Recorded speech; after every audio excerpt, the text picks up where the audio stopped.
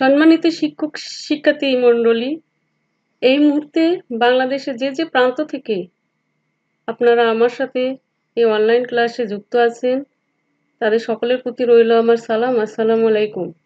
সুপ্রিয় শিক্ষার্থীবৃন্দ, আজকের এই অনলাইন ক্লাসে তোমাদের সবাইকে আমি স্বাগত জানাই। আশা করি ভালো আছো বন্ধুরা।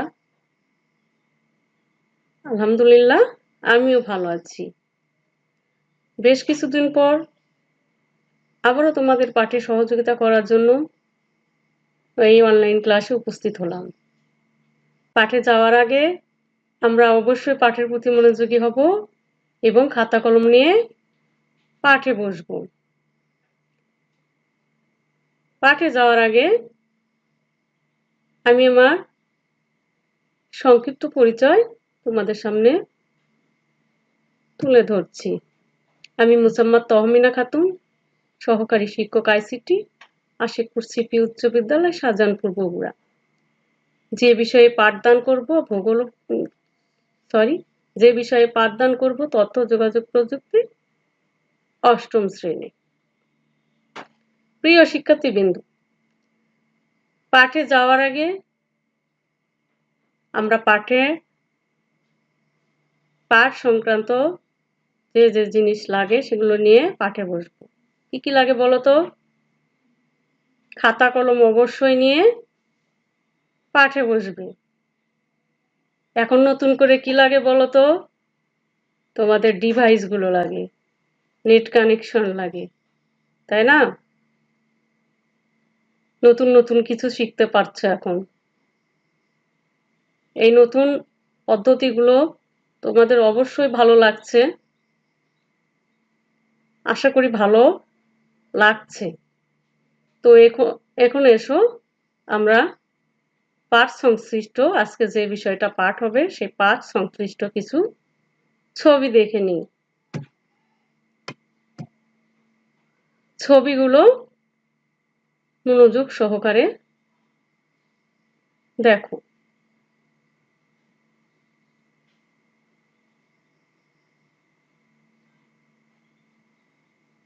ছবিটি দেখে কি বোঝা যাচ্ছে?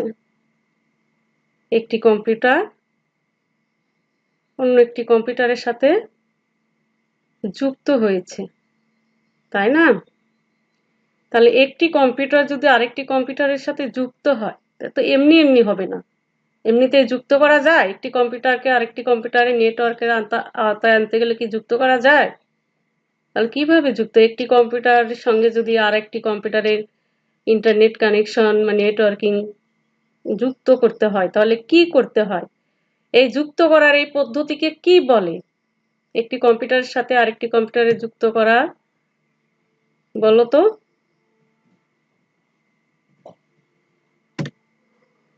একটি কম্পিউটার অন্য কম্পিউটারের সাথে যুক্ত হওয়ার এই পদ্ধতিকে কি বলে? বলো? টপোলজি। আমাদের আজকের পাঠের বিষয় কি হতে পারে তাহলে? আমাদের আজকের পাঠের বিষয় নেটওয়ার্ক টপোলজি।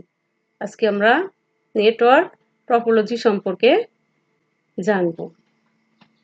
এই পাঠ শেষে তোমরা টপোলজি কাকে বলে বলতে পারবে, টপোলজির প্রকারভেদ করতে পারবে এবং বিভিন্ন প্রকার টপোলজি চিত্র সহ ব্যাখ্যা করতে পারবে।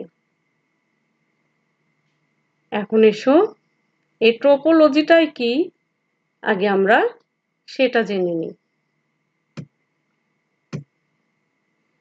দুই বা ততোধিক কম্পিউটার জুড়ে দেওয়ার ভিন্ন ভিন্ন পদ্ধতিকে টপোলজি বলে।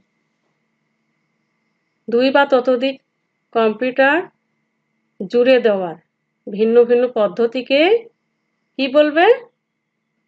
টপোলজি বলে। বুঝতে পারলে? এখন নিচে কয়েক ধরনের আমি টপোলজির নাম দেখাবো চিত্র সহকারে। এটা কি? Star topology. স্টার টপোলজিটা কিরকম দেখো। তারপরে দেখো বাস টোপোলজি, রিং টোপোলজি বৃত্তের মতো আছে, মেশ টোপোলজি, এটা কি ট্রি টোপোলজি। তাহলে কয় ধরনের টোপোলজির নাম দেখলাম আমরা এখানে? Star topology, bus topology, ring topology, mesh topology, tree topology. অবশ্যই এগুলো খাতা কলমে লিখবা, লিখতে হবে এবং মনে রাখতে হবে। এখন আমরা কি দেখব? সর্বপ্রথমে যে টোপোলজিটা আছে স্টার টোপোলজি, এটা সম্পর্কে। স্টার টোপোলজি, স্টার টোপোলজিতে কি হচ্ছে দেখো তো। এই টোপোলজিতে সবগুলো কম্পিউটার কি করে? একটা কেন্দ্রীয় হাবের সাথে যুক্ত থাকে। বুঝতে পারতেছো? এই টোপোলজিতে যে দেখো কেন্দ্রীয় হাব বা সুইচের সাথে সবগুলো কম্পিউটার যুক্ত থাকে স্টার টোপোলজিতে। স্টার টোপোলজির কিছু সুবিধা আছে, এখন আমরা সেই সুবিধাগুলো দেখব। স্টার টোপোলজির প্রথম সুবিধা, সহজে নেটওয়ার্কে অধিক সংখ্যক কম্পিউটার যোগ করা যেতে পারে। এই স্টার টোপোলজির সুবিধা, সহজে নেটওয়ার্কে অধিক সংখ্যক কম্পিউটার যোগ করা যেতে পারে।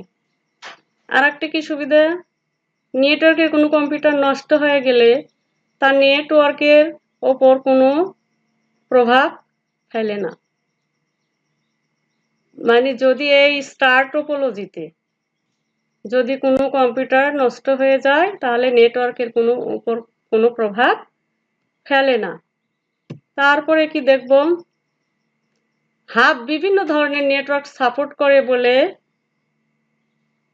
কি? হাব বিভিন্ন ধরনের নেটওয়ার্ক সাপোর্ট করে বলে একসাথে কয়েক ধরনের কেবল ব্যবহারের সুবিধা পাওয়া যায়।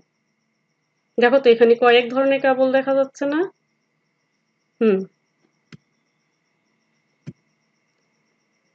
এই স্টার টোপোলজির কিছু অসুবিধাও আছে। অসুবিধাটা কি?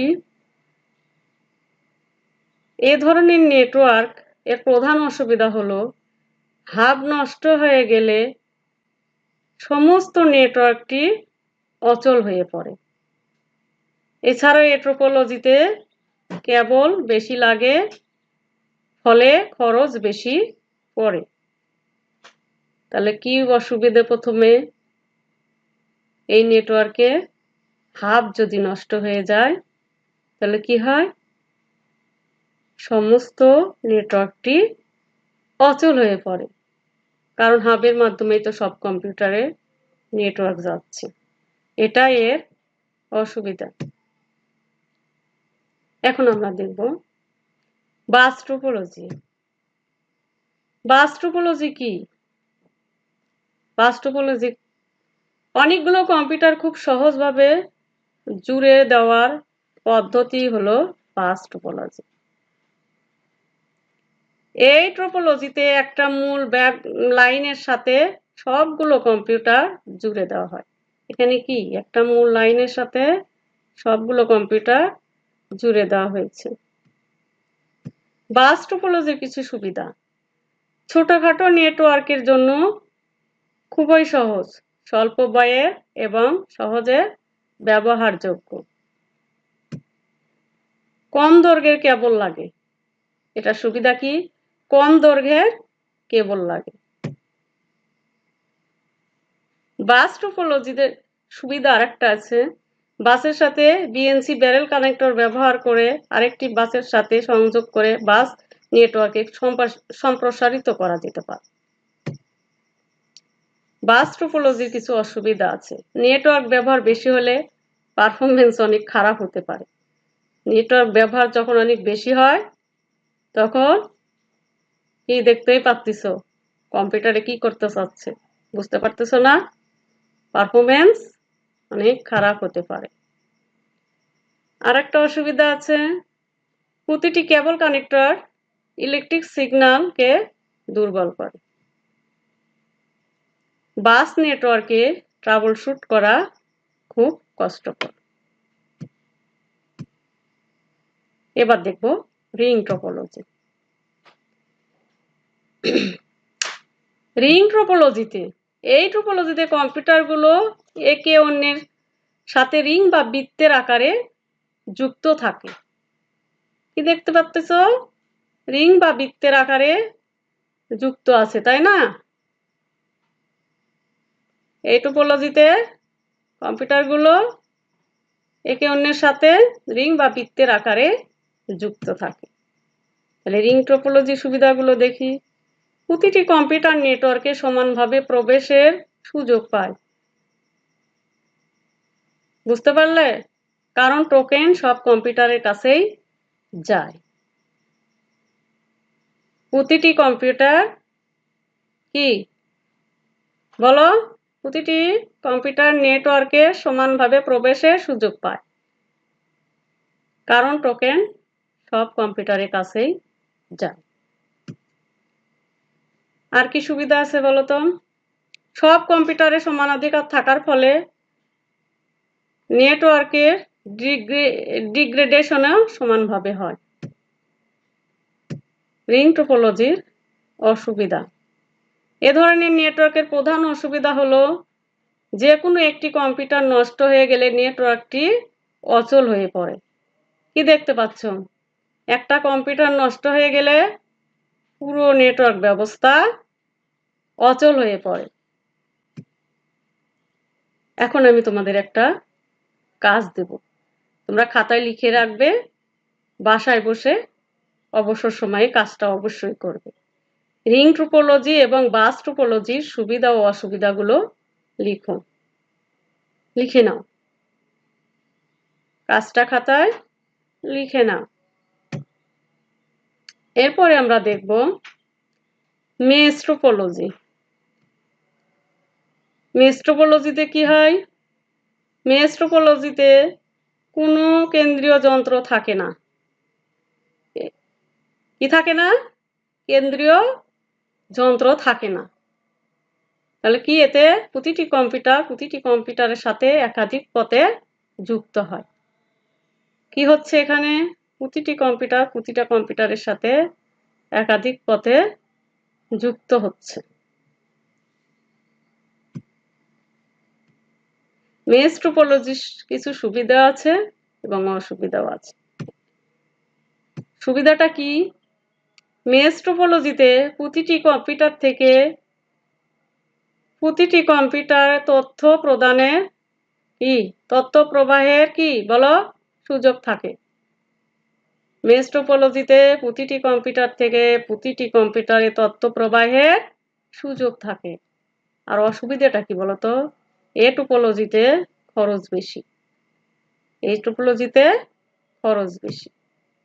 এরপরে আমরা দেখব ট্রি টপোলজি। ট্রি টপোলজিতে কি হয়? এই টপোলজিতে একটি হোস্ট কম্পিউটার থাকে।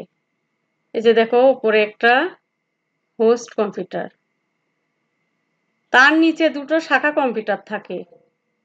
এ দুটো কম্পিউটার নিচে আবার কম্পিউটার থাকে। দুটো কম্পিউটার পরবর্তী তার নিচের কম্পিউটারের হোস্ট হয়। দুটো কম্পিউটার পরবর্তী তার নিচের কম্পিউটারের হোস্ট হয়।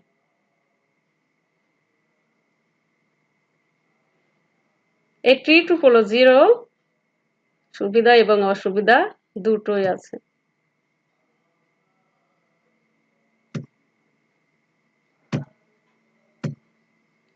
ট্রি টপোলজির সুবিধা কি? শাখা প্রশাখা সৃষ্টির মাধ্যমে নেটওয়ার্ক সম্প্রসারণ করা যায়। অফিস ব্যবস্থাপনার কাজে নেটওয়ার্ক খুবই উপযোগী। অসুবিধাটা কি?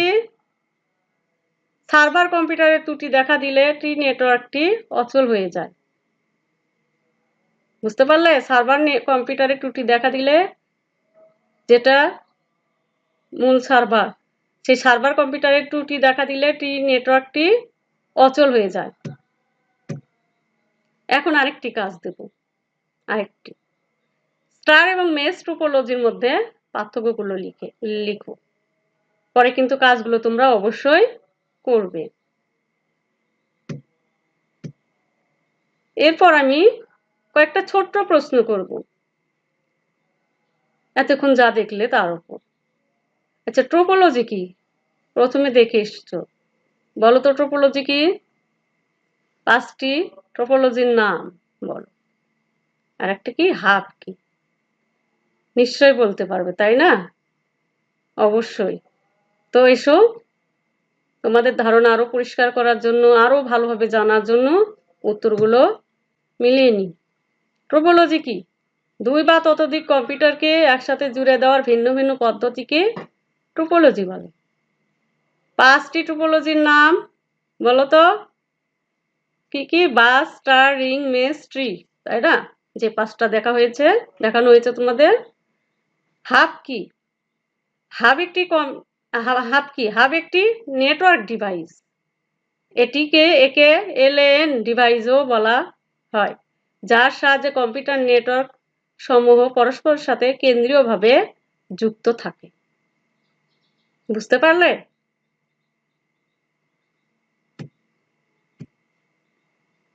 বাড়ির কাজ, বাড়ির জন্য একটা কাজ রেখেছি। এই কাজটা প্র্যাকটিস করবে। 5টি নেটওয়ার্ক টোপোলজি চিত্র অঙ্কন করবে। খাতায় কয়েকবার প্র্যাকটিস করলে দেখবে তোমাদের হয়ে গেছে নেটওয়ার্ক টোপোলজিগুলোর চিত্র। কোনটার কিরকম চিত্র, বাস টোপোলজির কিরকম চিত্র, স্টার টোপোলজির কিরকম চিত্র, মেশের কিরকম, ট্রির কিরকম। এগুলো অবশ্যই প্র্যাকটিস করবে। তোমাদের সবাইকে এতক্ষণ আমার সাথে থাকার জন্য অনেক অনেক ধন্যবাদ। দেখা হবে পরবর্তী ক্লাসে। সেই পর্যন্ত ভালো থেকো, সুস্থ থাকো, এই শুভকামনা।